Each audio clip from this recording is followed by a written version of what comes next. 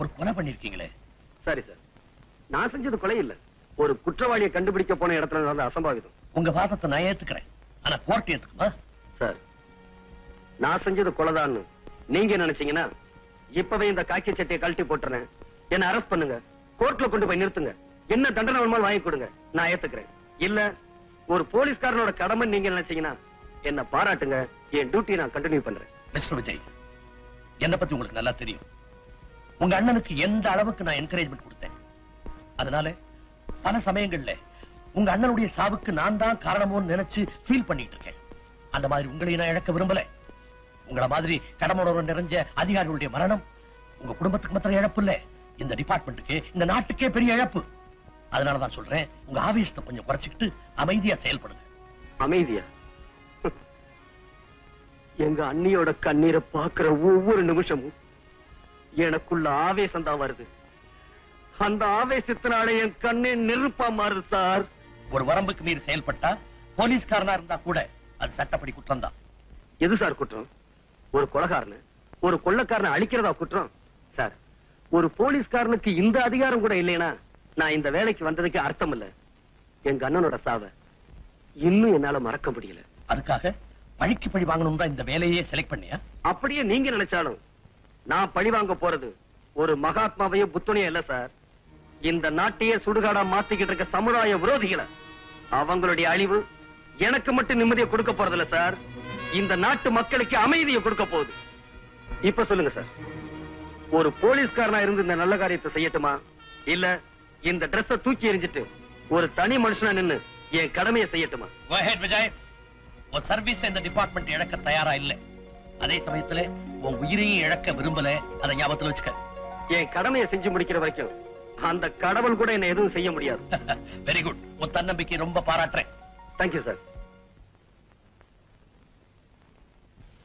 அண்ணி, நான் கொலை செஞ்ச என் தங்கச்சி சாவுக்கு காரணமா இருந்த என் கையாளியும் கழுத்தை நெரிச்சு கொண்டிருப்பேன். ஆனா ஓ அதிர்ஷ்டம், நான் காக்கி சட்டையில இருக்கேன். சட்டம் உன்னை தூக்கல ஏத்தல, இந்த சட்டையை கலட்டி எரிஞ்சிட்டு அதை நான் செய்ய தயங்க மாட்டேன். Success sir. அந்த ஸ்மக்லிங்க்கு யார் தலைவனோ அவனை நான் பிடிச்சிட்டேன். இத்தனை நாளா நடந்துகிட்டு இருந்த அக்கிரமத்துக்கெல்லாம் எவன் காரணமோ அவனை அரெஸ்ட் பண்ணிட்டேன். எங்க அண்ணனை எவன் கொண்டானோ அந்த கொலைகாரனை பிடிச்சு லாக்அப்ல தள்ளிட்டேன். யார சொல்றீங்க? The criminal bastard, godfather of rowdies, cancer of the society, சமுதாய விரோதி ராஜ்.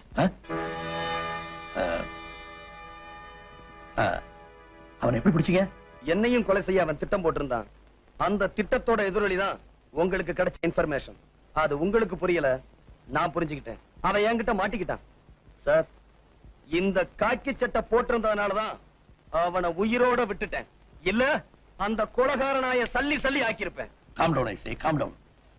இப்ப அவன் எங்க வச்சிருக்கீங்க? என் ஸ்டேஷன் லாக்அப்ல தான் சார் இருக்கான். அவனை சும்மா விடக்கூடாது. கோர்ட்ல நிறுத்தி அவனுங்க கூட்டாளிங்க யாரு, அவனுக்கு யார் பேக்ரவுண்ட், அவனுங்க எங்க இருந்தாலும் சரி, எந்த பதவியில இருந்தாலும் சரி, சட்டத்துக்கு முன்னால அடையாளம் காட்டி தூக்கலை ஏத்தணும் சார். அப்பத்தான் இங்க எரிஞ்சுக்கிட்டு இருக்க நெருப்பு அணையும். Don't get excited. மேல நடக்க வேண்டியதெல்லாம் நான் பாத்துக்கிறேன். நீங்க என்ன செய்றீங்க? பக்கத்து ரூம்ல போய் அமைதியா உட்கார்ந்து அங்க என்ன நடந்ததோ அதை டீடைல்டா ஒரு ஸ்டேட்மெண்ட் எழுதி என்கிட்ட கொடுங்க. போங்க.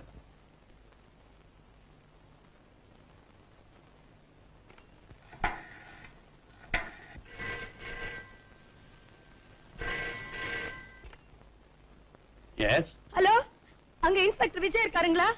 பக்கத்து ரூம்ல இருக்காரு, கனெக்ட் பண்றேன். ஹலோ, விஜய் பேசுறேன். விஜய், விஜய் நான் அண்ணி பேசுறேன்ப்பா. என்ன நீ? விஜய் நம்ம மோசம் போயிட்டோம். விஜய் நம்ம மோசம் போயிட்டோம். இவ்வளவு நாளா நடந்த கொலை கொள்ளை இதுக்கெல்லாம் காரணம் வேற யாரும் இல்லப்பா, உங்க உங்க அந்த டிஜி தான். அவ படுவாவி நல்லவ மாதிரி நடிச்சு நம்ம குடும்பத்தை நாசம் பண்ணிட்டா விஜய். அது மட்டும் இல்ல விஜய், நம்ம ஜீவிதா இல்ல, அவங்க அப்பாவை சுட்டு கொலை பண்ணது கூட அவன் தான். ஆமா, அது ஒரு வீடியோ கேசட்ல பதிவாயிருக்கு. ஐயோ, அது என் கண்ணால பார்த்தேன் விஜய், என்ன நம்ப விஜய். விஜய், அது மாத்திரம் இல்ல, அந்த கேசட்டுக்காக நம்ம ரேவதிய அந்த பாவிங்க கொன்னுட்டாங்க. ஆமா, அது இங்கதான் இருக்கு, வீட்டுல தான் இருக்கு. ப்ளீஸ் நீ இப்பவே தயவு செஞ்சு வாயே, வந்துறேன் ப்ளீஸ். இதோ வந்துட்டேன்.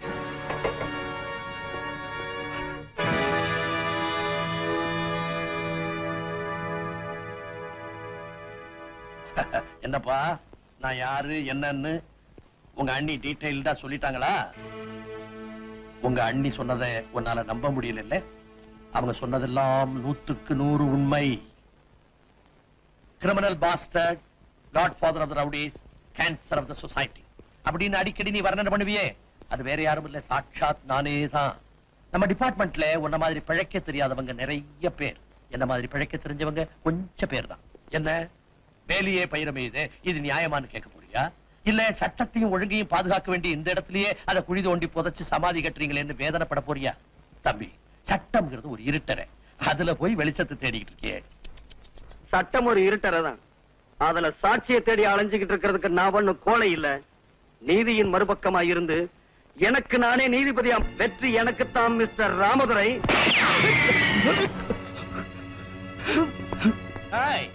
சட்டம் பேசுற சின்ன பையன், உன் கொட்டத்தை அடக்கி இந்த நாட்டுல எங்க பட்டத்தை பறக்க விடுறேன் பாடுற. உன் கோர்ட்டும் லாக்கப்பும் என்ன ஒண்ணும் பண்ண முடியாது. ராஜ், அந்த வீடியோ கேசட் இவனுடைய அண்ணி கையில தான் இருக்கு. அத உடனே நாம கைப்பற்றி ஆகணும், இல்லைன்னா நம்ம எல்லாருக்குமே ஆபத்து. உண்மையை தெரிஞ்சுட்டு அந்த பொண்ணு உயிரோட இருக்க கூடாது. அவளை நான் தீர்த்து கட்டிடுறேன், இவனை நீ கவனிச்சுக்க. கவலையே படாது, அவனை நம்ம ஃபேக்டரிக்கு கொண்டு போய் சமாதி வச்சிரு. இவன் அண்ணி டெட் பாடியோட நீ அங்க வந்து சேரு.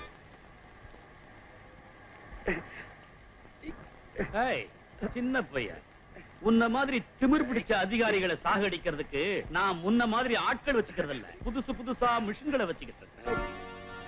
அந்த சுவிட்ச போட்டா அந்த கல்லு அறுபடுற மாதிரி கொஞ்ச நேரத்துல நீ அறுபட போற. இது வரைக்கும் உருளைக்கிழங்கு சிப்ஸ் தான் பார்த்திருக்கிறேன், இப்போ உன்னை சிப்ஸா போட போறேன். போடவா?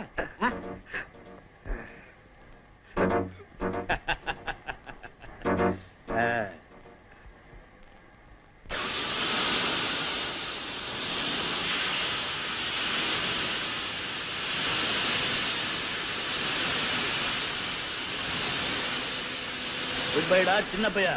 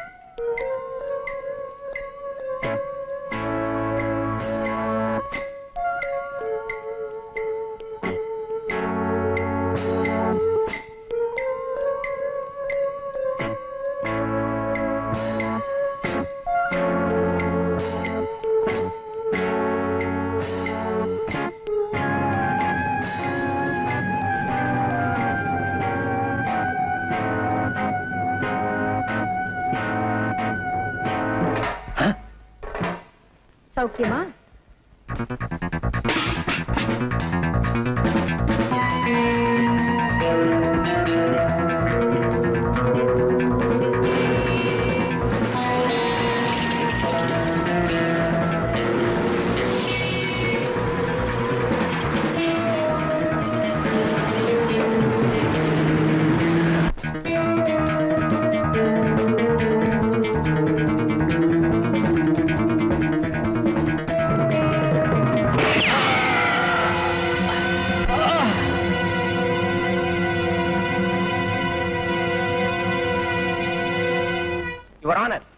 மிஸ்டர் விஜய் செஞ்ச கொலைகளுக்கு கணக்கே கிடையாது.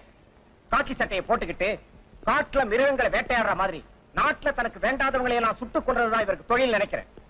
பட்ட பகல்ல கோர்ட்டுக்குள்ளேயே ஒரு கொலையை செஞ்சிருக்காருன்னா இவருடைய அராஜகத்துக்கு வேற சாட்சியே தேவையில்லை. ஆகவே இந்த கொலைகாரனுக்கு அதிகபட்ச தண்டனை வழங்க வேண்டும் என்று கேட்டுக்கொள்கிறேன்.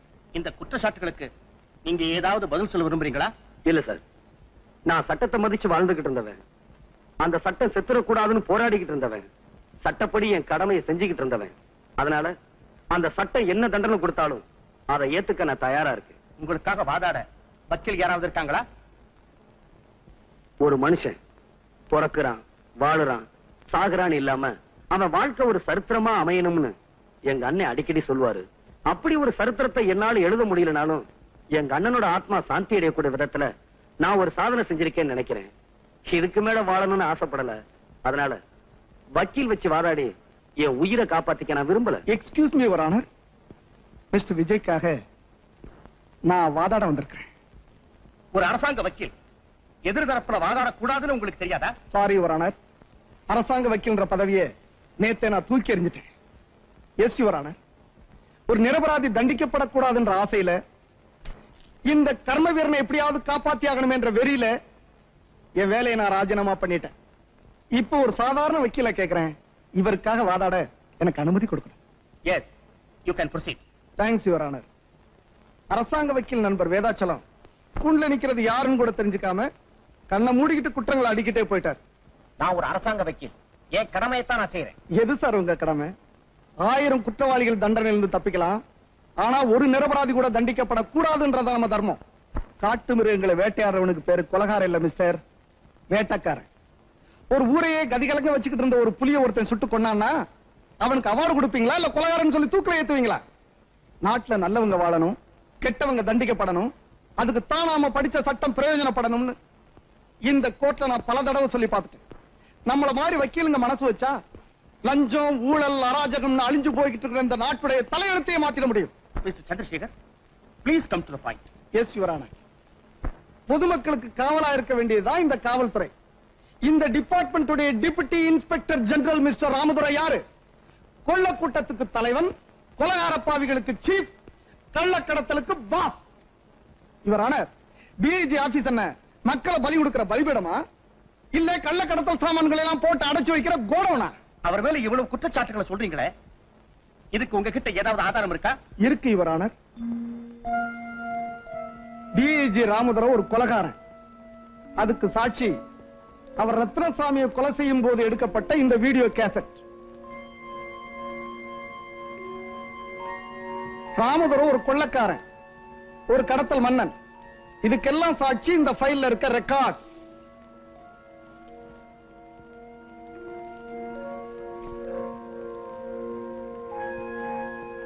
அதுக்காக ராமதுரையை அவர் கொலை செஞ்சது நியாயம்னு சொல்றீங்களா? நோ யுவர் ஆனர், இது கொலையே இல்லைன்னு நான் சொல்றேன். ஒரு தனி மனுஷன் கையில கத்தியோட ஒருத்தனை வரட்டிட்டு போய் வெட்டி கொண்டா அது கொலைன்னு சொல்லலாம்.